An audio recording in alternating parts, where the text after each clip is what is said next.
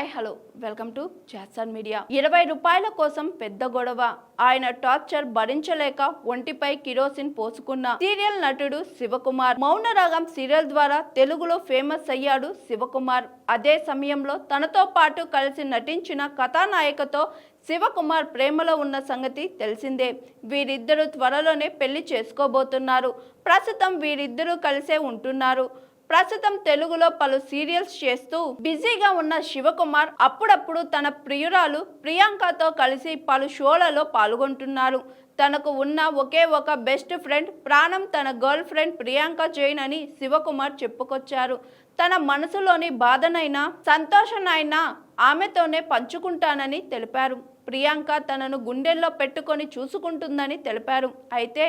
ఎప్పుడు పైకి నవ్వుతూ కనిపించే శివకుమార్ జీవితంలో తన బాల్యంలో ఎన్నో కష్టాలను ఎదుర్కొన్నాడు ముఖ్యంగా అతడు తన తండ్రి ప్రేమకు నోచుకోలేదు తండ్రిగా ప్రేమను పంచాల్సింది పోయి తన చెల్లెల్ని తల్లిని తనను ఎంతగానో బాధ పెట్టాడని ఇటీవల ఓ ఇంటర్వ్యూలో చెప్పుకొచ్చారు శివకుమార్ తన తండ్రి వల్ల చిన్నతనం నుండి పడ్డ కష్టాలను తలుచుకుంటూ శివకుమార్ కన్నీరు పెట్టుకున్నారు తన తండ్రికి గుట్కా సిగరెట్లు ఎఫైట్స్ వంటి ఎన్నో చెడు అలవాట్లు ఉండేవని రోజు తన తల్లిని కొడుతూ టార్చర్ పెట్టేవాడని ఆవేదన వ్యక్తం చేశారు తన తల్లి స్కూల్ టీచర్ అని స్కూల్ నుండి కాస్త ఆలస్యంగా వస్తే ఎక్కడికి వెళ్ళావు ఎవరితో తిరుగుతున్నావంటూ టార్చర్ పెట్టేవాడని అన్నారు తన తల్లిని ఎందుకు కొడతాడో అర్థం కాక ప్రతిరోజు ఏడ్చేవాణ్ణని ఎమోషనల్ అయ్యాడు తన తండ్రి కారణంగానే తన చెల్లికి అబ్బాయిలంటే విరక్తి వచ్చిందని అన్నారు ఒకరోజు తన తండ్రి జోబిలో ఉన్న